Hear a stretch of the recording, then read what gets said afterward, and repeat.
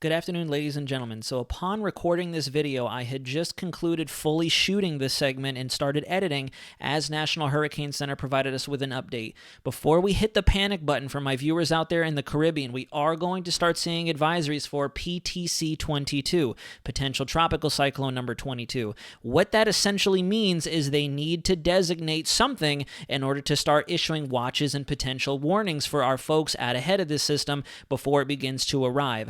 I don't think that they're actually alluding to the system strengthening or rapidly intensifying for that matter. They simply want to highlight it and create that designation so they can start to issue the appropriate watches, warnings, and advisories as people begin to face whatever phenomena this does provide for Jamaica, Cuba, Haiti, and Dominican Republic, and further to the north of that matter. I wish I could provide more details on this. Like I said, I'm out of time. I have other things to tend to. I'd already finished wrapping up my full segment, and this will be attached to the beginning before the actual intro. I wanted to give you that disclaimer that I am tracking this, I'm watching it, and I do think watches are going to be issued as of 21Z or that 4 p.m. time frame, just to start letting folks know that phenomena could be rolling in over the next day or two. Thank you for watching, guys. Here comes the rest of the segment. We'll see you in a minute.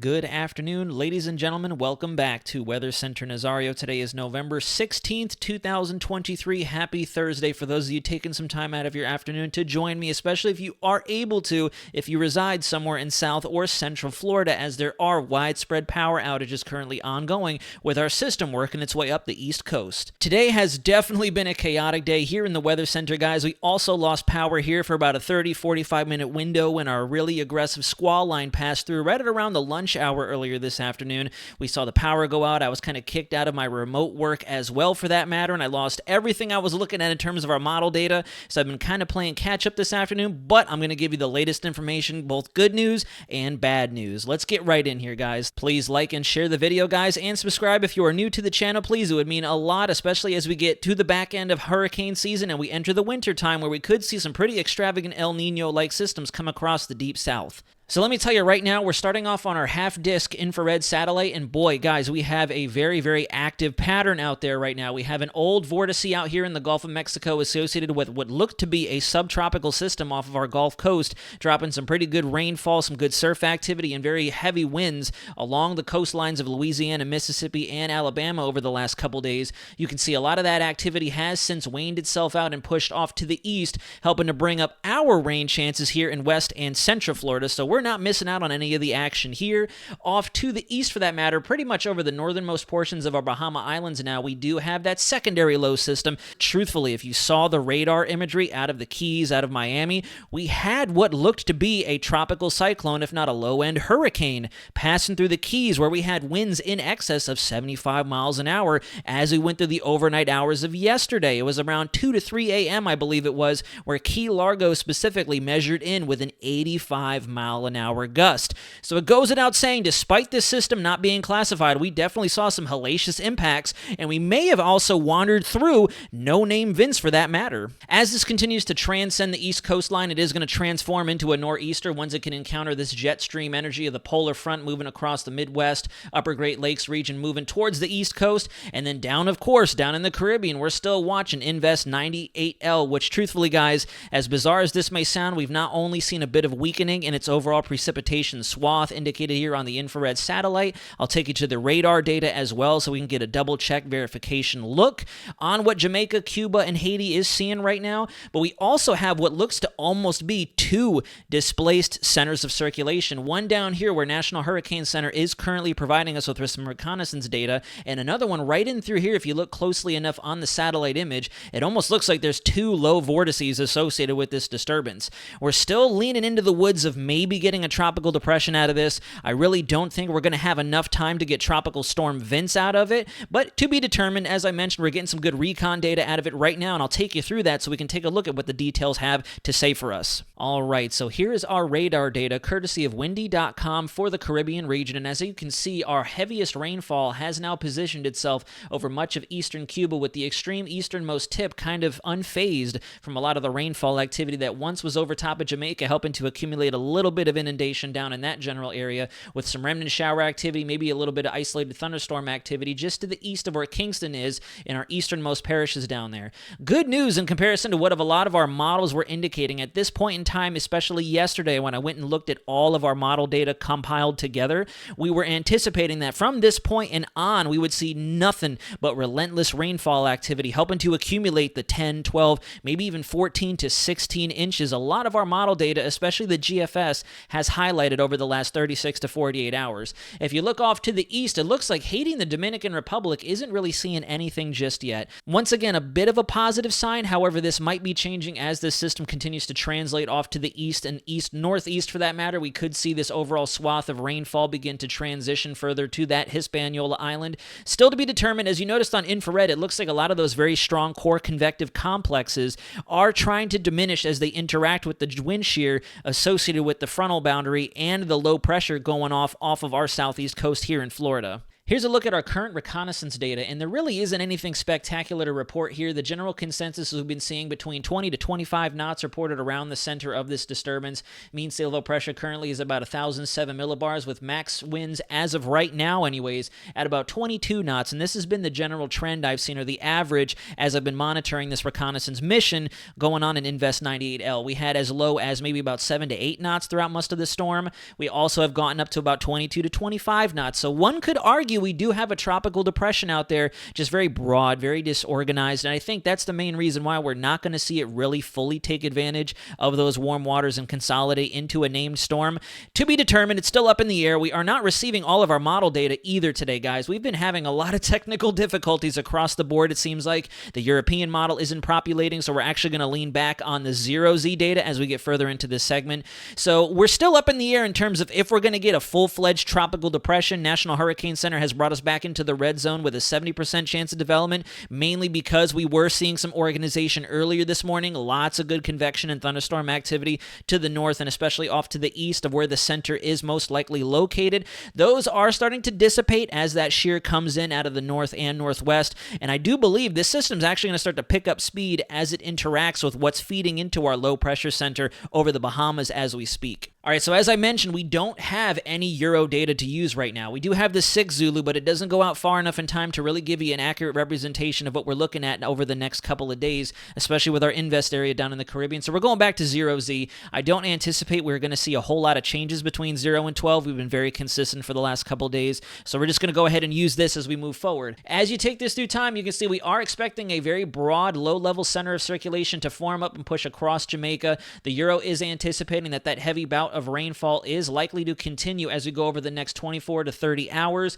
However, as I mentioned, and we looked at the radar for that general region, Cuba, Jamaica, Haiti, Dominican Republic, we are starting to see some intermittent lapses in the rainfall activity, so we might not see as much accumulation. Is the flood threat still going to be a prevalent issue for our folks down there?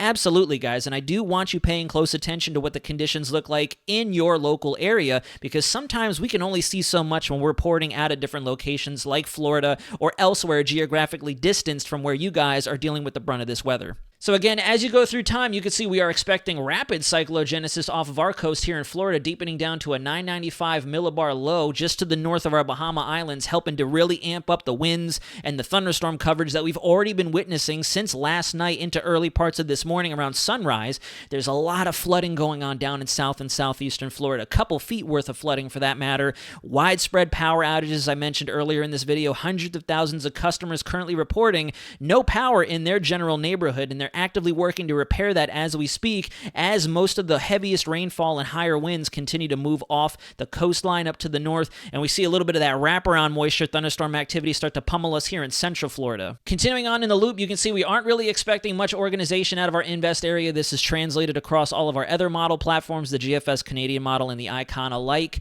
And as this continues to get absorbed by our low pressure moving up the eastern coastline, it is expected to take on a very elongated look, and as a result, even if we don't see a lot of heavy rain within the next day or so because of that trailing tail end of our boundary, that interaction between what's happening over North America coming down through the Gulf, the southeast, affecting the Caribbean and all that warm tropical air down there. That air mass interaction I've mentioned on a previous few segments of mine, that's what's going to help to keep the rain chances around. So we're kind of going back and forth between good news and bad news. The good news is it does seem like that very, very heavy, dense swath of rainfall that the models were predicting over the last few days is a little bit more interspaced or spaced out than what the models were predicting, which is a good thing. However, as that system stretches out and becomes one with what's been affecting the southeast, it's going to keep a tail appendage or a little sliver of that elevated rain chance across most of those areas that are going to see the full force of whatever this disturbance has to offer. You can see as of 0Z last night, the Euro was on board with seeing tropical depression formation right about now and over the next 24 hours. And as you take this through time, those chances rapidly go down,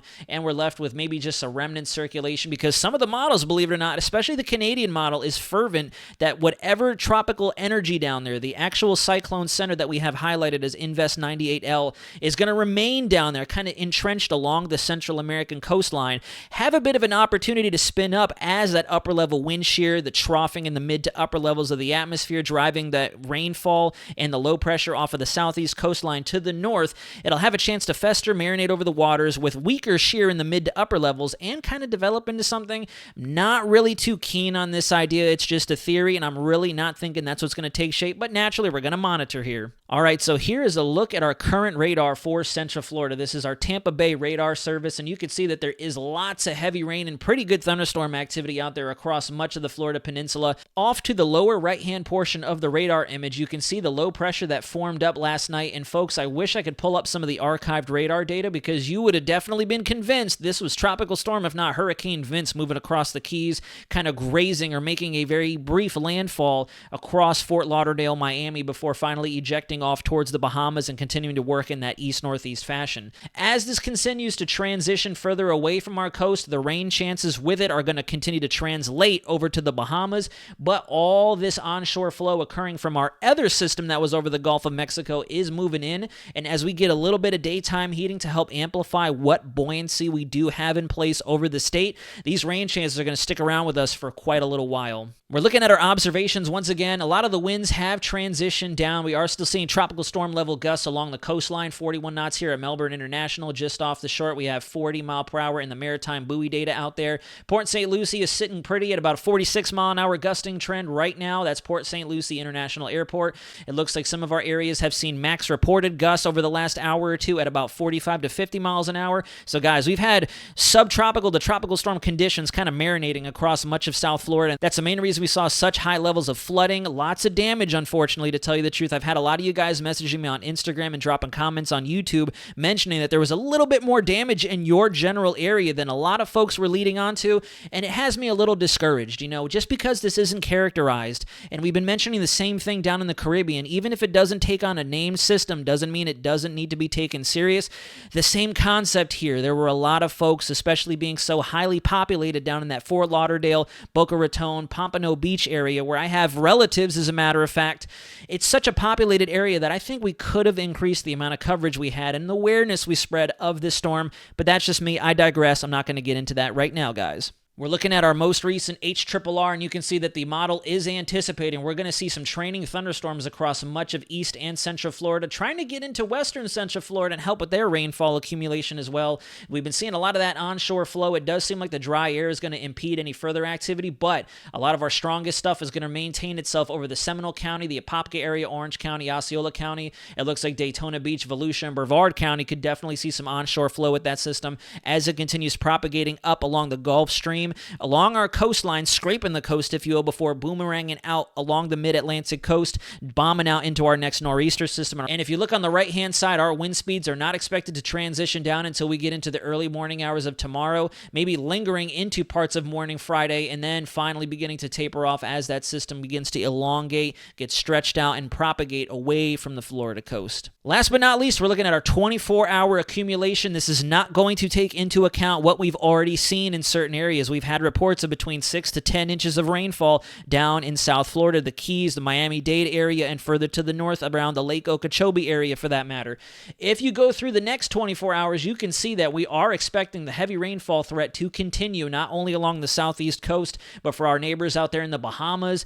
And if you look in Osceola and Polk County, a little further to the south of that, we're expecting somewhere in the realm of maybe getting 5 to 6 inches of rain in our neck of the woods as well. It's been raining hellaciously outside my window, and as I mentioned at the start of this video, we lost power for a little bit as winds started to pick up and the heavier bands began to work their way through. So this is definitely an intense situation, guys. This is definitely what a lot of folks were not anticipating, named storm or not. We're definitely seeing subtropical, if not low-end hurricane-like characteristics with this system. So as this phenomena continues to unfold, if you don't need to be on the roads or making any sort of commute in your local area, please refrain from doing so. I've had a lot of folks message me and again commenting, dropping pictures and video in my Instagram and other social media that even though the storm is off to the east at this point, we're seeing lots and lots of bad traffic accidents, some fatalities out there as well because of the rainfall. For those of you local to Florida, you know, our drivers aren't the most amazing, I'm going to be honest with you, but it is likely attributed more so to this sudden amp up in our rain chances and the weather activity we've seen across Central and South Florida.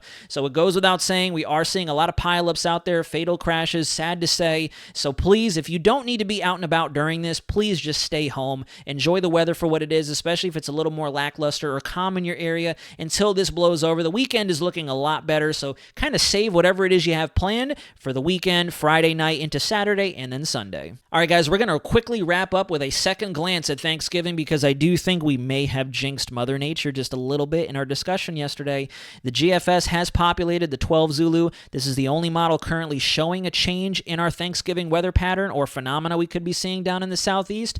I'm waiting on that Euro to come in. I didn't really get a chance to see that far out on the 0Z, so hopefully 12 Zulu can populate soon enough and I can get a glance at that as well. But if you take this through time very quickly, you can see the situation wrapping up for the southeast, and then as we approach middle to latter parts of next week, notice how that frontal boundary, instead of coming all the way through the state of Florida, actually stalls out because of the high pressure over Bermuda out in the greater central Atlantic, providing some of that return flow. And now the GFS has completely gone upside down and is actually predicting for the Thanksgiving holiday, we'll see our rain chances go back up as another potential El Nino low cyclone forms in the Gulf of Mexico and heads straight for us. So we're definitely going to interrogate this. I really look forward to what the 12Z Euro has to say for this situation because I want to see if this ebbs and flows, if we start to see this trend over the next couple days, and as we start next week, we can get a better look at what Thanksgiving is looking like for us in the southeast, because this could possibly be another severe weather event depending on how strong or how organized this system tries to get. It looks like El Nino has fully decided to show itself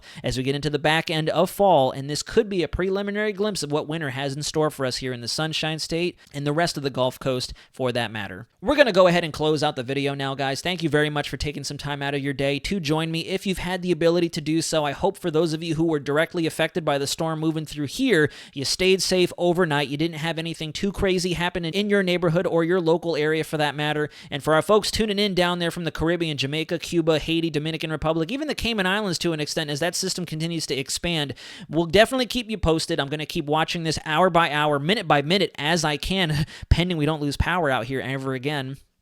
Pending we don't lose power out here again today into tomorrow.